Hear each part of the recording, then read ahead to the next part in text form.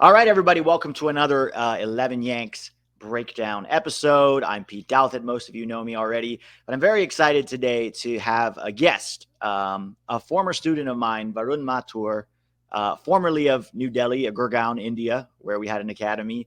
I had the privilege of coaching you when you were really small. I think, like Yeah. 5 to 10 maybe was the age that I had you. And now I've heard that you managed to make it into the Barcelona Academy in Arizona, the same academy for you USMNT fans out there that developed Julian Araujo, Matthew Hoppe, Caden Clark, and others, and lots of guys who play in MLS. So it's a great opportunity for Varun to be there, and I'm excited to sort of see his progress. Dude, you were always so passionate. I remember coaching you. I was always really impressed with your love for the game. There are some kids who maybe you feel like their parents are pushing them into it, But with you, I always saw that passion, and I'm excited to see you come as far as you have come, Yeah. Thank you. So, Appreciate Varun, that. I know you somewhat, but for the people who don't, could you just give a little background where you were born, where you were raised, stuff like that? Yeah. So I was born in Atlanta, Georgia.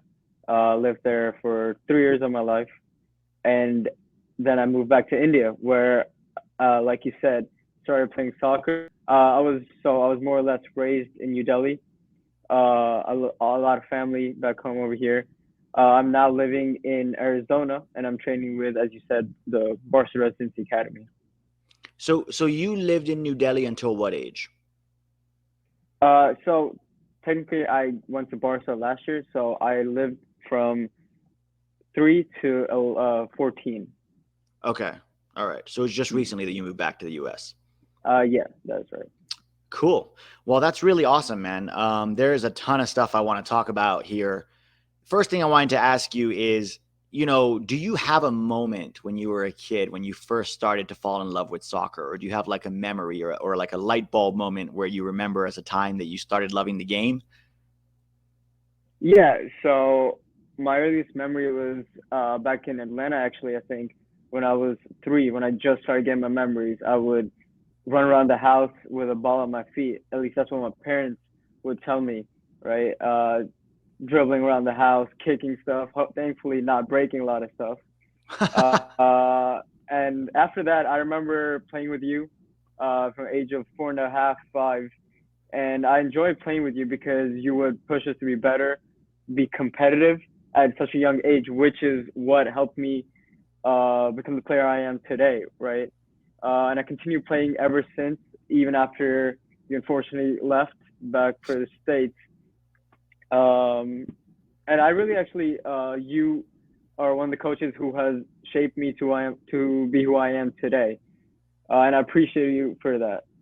Oh, thank you, man. That's really sweet. I remember the day that your mom brought you. It was Excelsior Soccer Football Academy, and your mom Yeah. brought you, and you were tiny. You must have been 2.5 feet tall, and this was the Yeah. under fives team, I think. And your mom said, "Can Varun play?" And I looked at you and I said, "The ball's almost bigger than him, Divya. I mean, he's so small. I'm worried he's gonna." And she said, "Just give him one training session, and if he's not up to it, that's fine. I'll pull him out." I Right. said, "All right." Yeah. And so you got on the field, and I think Justin passed you the ball, and you just started running with it. And this kid That's came up right. to tackle you, and just like, I don't even know how it happened. I just remember one shimmy of your hips, and all of a sudden you're on the other side of the kid dribbling with the ball. And I'm like, whoa. And then another Yeah. kid comes to tackle you, and the same thing happens again. And that just kept happening until you reached the goal, and then you scored.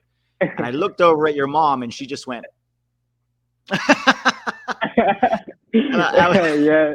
I was like, yeah, he can stay. This is, and again, it was your love for the game that was so contagious. I think coaches sometimes we get too much credit, so No. much of development at that age is kids feeling around with, feeling the ball, having the ball, multiple Right. touches, playing with their friends.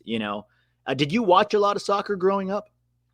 I did. So the year I was born was actually one of the World Cups, right? The famous France versus Italy, and I remember my mom and I watching the final, the famous headbutt, and my mom just cheering on because she was a big fan of Zidane at the time, Oh, and she was really? cheering on France. Yeah, and she looked over at me, and I was just having a great time just watching the game, right?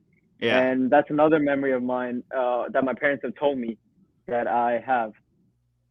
That's awesome. Yeah, it's amazing how much a World Cup is kind of a moment that got a lot of us into soccer, you know. For Right. me it was Yeah. I think it was 98 was the first World Cup I watched. I was Hmm. 11 and it was just like it blew me away. But I Right. remember when we were at the academy, you used to, come to training and talk about, oh, I watched Barca last night. I watched this Champions League game, this Premier League game, and and Yeah. I think the amount of soccer that you guys watched, especially you, really impacted the way you saw the game from a young age.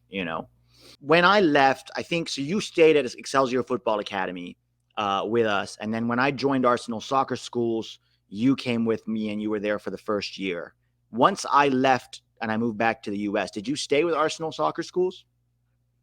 So I think the first year you left, I was with Arsenal sometime because I could not find an academy that I really enjoyed at the time. But Mm, I would just play with my school team, right? Different age categories, year or two up as well. And then eventually I joined, I think it was 2016, I do not remember, but is when I joined Barca, or I think it was a little earlier. Is when I joined Barca Academy in Delhi. mm, Um, and Barca actually helped me a lot. They developed me as a team player mm-hmm, more, which brought my game to a whole new level, right? mm-hmm. On top of my personal skills, right? Because Barca is well known as a well-known club. Being part of it gave me a lot of connections across the world, and coaches from different countries would come and take a look at the progress of the academy, and if you were doing good, then they would catch you could catch their eye, right? Yeah, And yeah, I feel that is really important for a international club such as Barca. yeah, for sure. And it's not. I always liked Barca because it didn't just feel like a branding exercise for them. There are some clubs where Yeah, they put up academies around the world, but they're not really taking it too seriously as a talent development pipeline. It's more of a like, get kids excited about the club brand. A Barca yeah. I never felt was like that, and so I think you're right. Talk to me about getting into the Barcelona Academy in Arizona, which is probably one of the top Barca academies in the world outside of La Masia. You know, Uh, what was that yeah, process like? How did it come about? yeah. So as I mentioned, that I was because I was part of Barca in New Delhi. The main head coach had connections everywhere across the world, right? And he recommended that I go to a Barca academy in the United States, Mm, specifically in Arizona.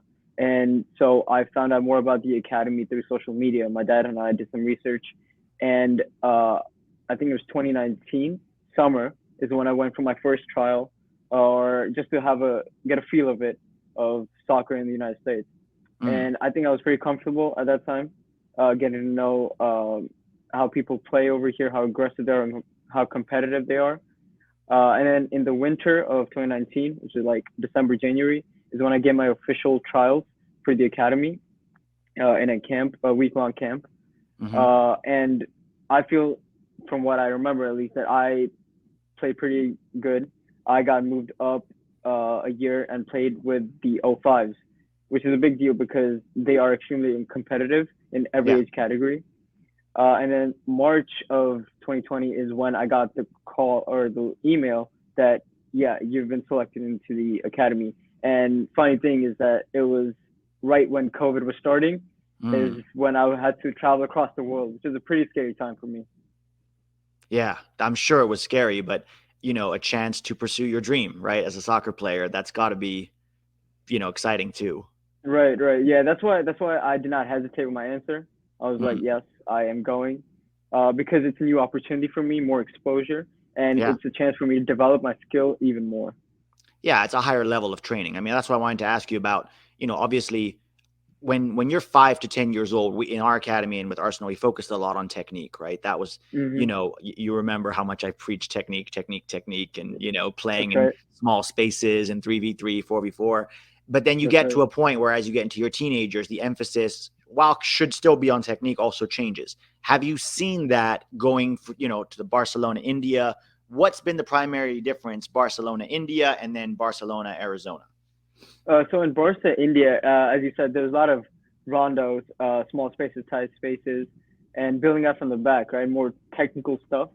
Yeah. And as I got into the U15 MLS Next, that we had last year, it was a lot of emphasis was on technique, but also on competitiveness of winning the ball, being aggressive and winning the ball, pushing it forward, and trying to score goals, right? And that's another, then going as you progress. Like this year, U16s is the major focus point is competitiveness and winning the ball, which is something my coach this year has often repeated. Yeah. Win the ball, go forward, be aggressive in whatever decision you make.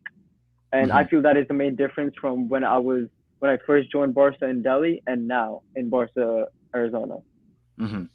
Yeah, sort of winning your 1v1 duels, right? That's a big one nowadays, because I think Barcelona has always been about possession and technical and keeping the ball rather. But then with the gegenpressing and the whole pressing style that's come into, fashion, I guess, nowadays, you have to have both. I mean, if you look at France, one of the best teams in the world is, it's a mix of strong technique plus athleticism, right?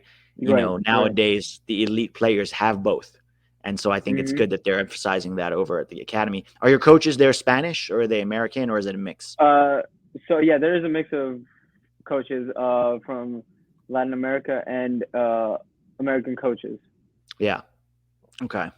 So when you were young, you played winger mostly, sometimes forward. Where do you play now? What position? Now I play center mid, more of an attacking center mid role. Right. So you're like a 10. Okay. Yeah, I think that suits your skill set. You always had that, your vision for a pass was always really good. Right. I remember, your ability to keep the ball under pressure was always really good. Question for you. Is there a player that you model your game after now? Tell me a little bit about your strengths and weaknesses as a player. So a few strengths is that, as you just said, I feel that I have a very accurate pass, which can be very important when you're on a counter attack, right? Yeah. You play a ball through to your forwards and bam, goal. And in the flow of game as well is very important. Keep the ball, keep possession, and then move forward eventually, right? I'm also very fast in terms of agility and speed, which is not very common for a center mid, but is a very important tool that I have that I can gain advantage over my teammates and other midfielders that I play against. Yeah. But one significant strength is that I can actually play almost any position on the field. As you said, I used to play winger and forward, and now I play center mid, which is something that I've learned to adapt to. And I can also adapt to the tactics of my coach, because in Barca, the coach changes almost every year. I feel that they have not exactly the same tactics, but similar tactics.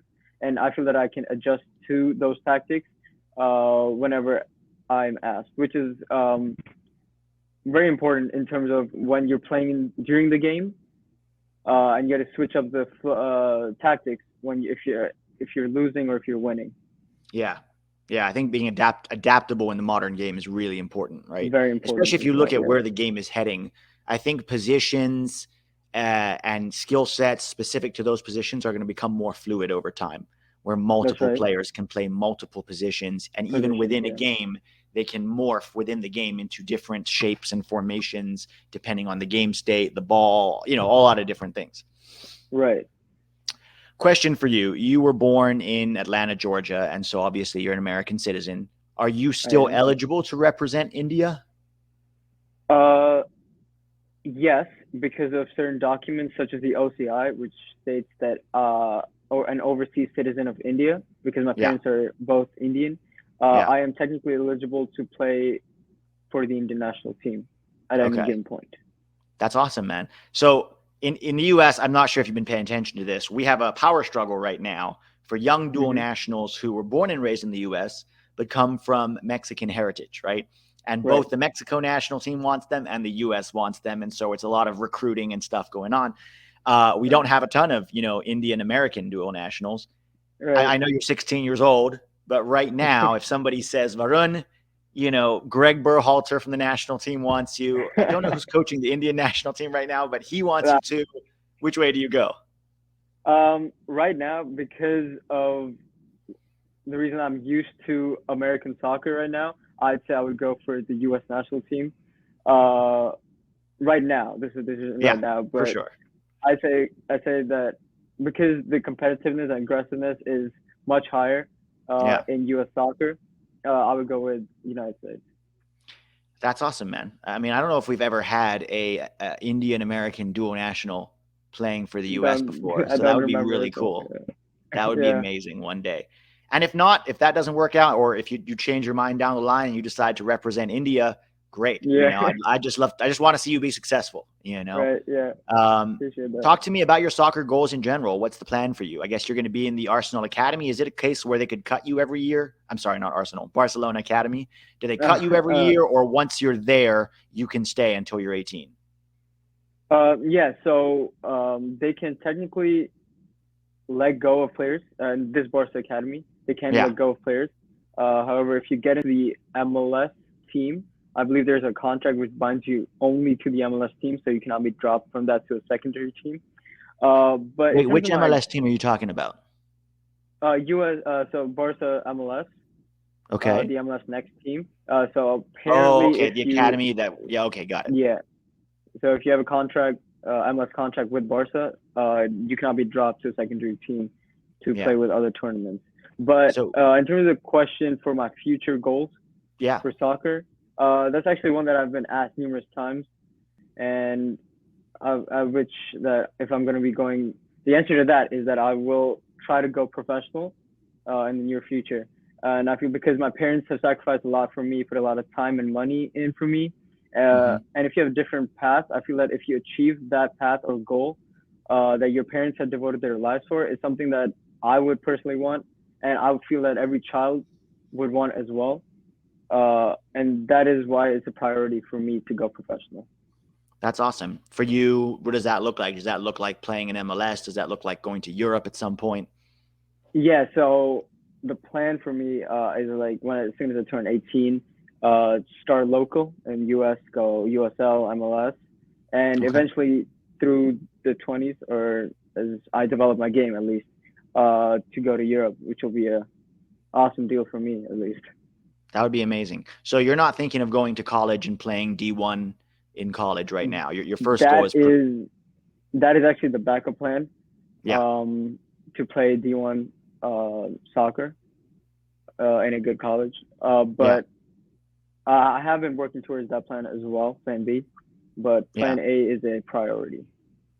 So once you graduate from the Barca Academy, you're essentially a free agent, right? You don't need to sign with any one particular MLS club. So if the LA No. Galaxy comes and says they want to sign you, you can. Is that correct? Yeah, yeah, I Okay. can. Because right That now must I'm on academy contract, so right. as soon as I turn 18, I'm released from it. Gotcha. So then you're a free agent. That would be, or Europe. Like now, what if a European club comes for you at 18 years old? It does happen. Look at, a guy like Caden Clark, right? Or Right, yeah, Matthew exactly. Hoppy, both of whom came out of the Yeah, Barca Academy. yeah. Cool, man. Well, that's going to be very exciting.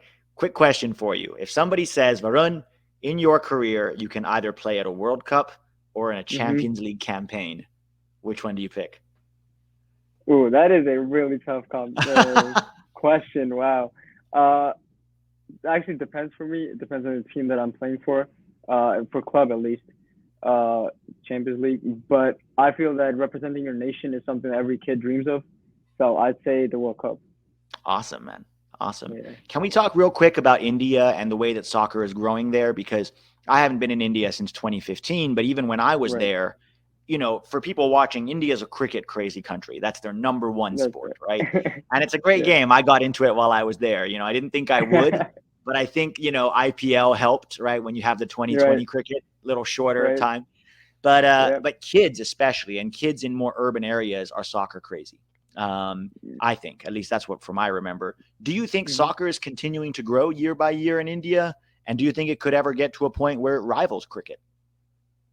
Um, I actually think yes. I strongly believe that soccer, or as they call over here, football, Yeah. is growing exponentially. Actually, a lot of my friends, everyone I talk to, oh yeah, I play football, I play soccer, and I feel that it's not only that they say they play, they actually compete at levels where they can. And I as well, when I was like 2 years ago, at least or 3 years ago, I competed on the state and national level. Uh, and I feel that that was very competitive as Hmm. well. And I feel Yeah. that over time, you're looking at 2-3 years, I feel that it will match cricket In 2 to 3 at a years, you think professional that's level. soon? I believe so, yeah. Because Wow. ISL, the Indian Super League, Yeah. is growing very fast as well. A lot of Yeah. academies, or their academy teams, are posted everywhere across the country, and because the people or the kids they want to play soccer at a competitive level, Yeah. and they're joining these academies, I feel that they can grow and eventually go to the first team, and hence carrying on the ISL teams and then compete for, well, IPL. That's awesome. I mean, I think for everybody watching, ISL is the Indian Super League. It's actually a very new Yeah, league, even compared to MLS. I think it is. 2000 and I want to say 14 was the first year. So it's only been a league that's around for 7 years now, 7, 8 years, but it's Yeah, growing yeah, very, very fast. The popularity is huge. And now exactly what you said, the academies are really important because it's one thing to that's import, right. foreign stars to come and play, Exactly, but unless you're exactly, developing young Indian players, it's going to be hard to have, continuity and growth. exactly. One day I would love to see India at a World Cup. I think it's still a ways off. Yeah, But the yeah, fact that, they're expanding the World Cups means Asia. So typically Asia gets 3.5 spots, right? And it's always Japan, South Korea, Australia, and then maybe one or two Middle Eastern countries like Iran right. or something. So then it's very Hmm. hard for China, for India, for Thailand, for other places like that to be able to be competitive.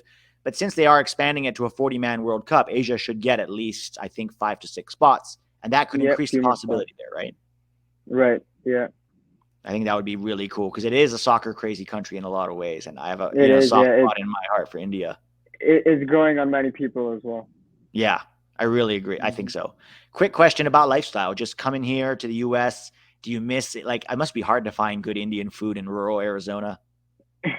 Yeah, because my campus is kind of isolated, I haven't really gone out on my own Uh huh. to try explore for Indian food. But I'm pretty sure there are a few spots Hmm. where they have Indian food. Obviously, not gonna hit the same as when you're back home No. and your mom cooks it, but Yeah, I feel that they can provide some Indian food.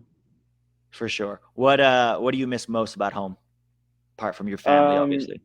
yeah, I think mainly is the family and friends, because I've lived here for most of my life and remember everything over here. It has to Yeah. be the family and friends. Yeah, I'm sure. I miss Indian Hmm. food a lot, man. It's hard to get the same Yeah, level of Indian food. Those that's dabas on the yep, street where I used to go at, like, that's midnight, right. they'd have chicken tikka with butter naan and a kingfisher beer. That was the That's life. right. Yeah, every now and then I'll walk into an Indian grocery store here and I'll, pick up some, masala peanuts or Right. kingfisher beer or something, and it's like memories. Cool, man. Well, I, That's I right. know you just had surgery. You're still in India now, is that correct? Yeah, I am. Yeah. So you're heading back on in January. Is that when you're going back to Barca? No, November 4th is November when I 4th. go back, start my recovery process, and get back to playing as soon as I can. Awesome, Varun. Well, good luck, man. I'm rooting for you. I want you to be as successful as possible. Thank Do you have you. anything else before we let you go? No, I have nothing. I think we've covered everything in this podcast.